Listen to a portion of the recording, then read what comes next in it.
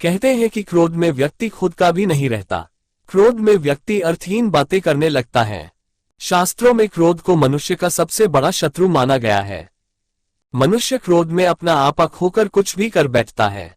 क्रोध और आंधी को एक समान बताया गया है। दोनों के शांत होने पर ही पता चलता है कि नुकसान कितना हुआ है। लेकिन मनुष्य के क्रोध का कारण क्या है? भगवान श्री कृष्ण ने गीता में इस बारे में बताया है। तो आइए जानते हैं पंडित इंद्रमणि घनश्याल से मनुष्य को क्रोध क्यों नहीं करना चाहिए। भगवान श्री कृष्ण ने श्रीमद् भगवद गीता में क्रोध को नरक का द्वार बताया है।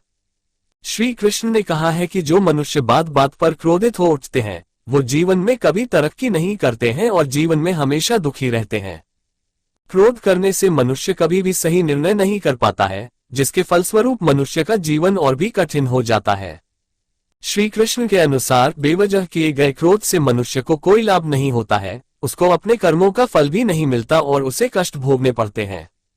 भगवान श्री कृष्ण ने कहा है कि क्रोध सभी विपत्तियों का मूल कारण है। क्रोध सांसारिक बंधन का कारण है।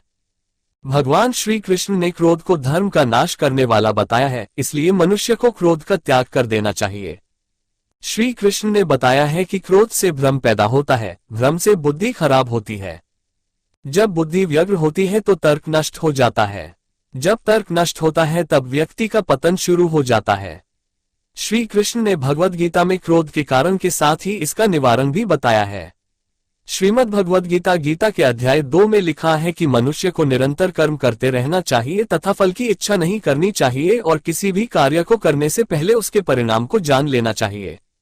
मनुष्य को संयम के साथ कार्य करना चाहिए तथा नित्य नियम से भगवान की भक्ति करनी चाहिए और हमेशा धर्म के मार्ग पर चलना चाहिए।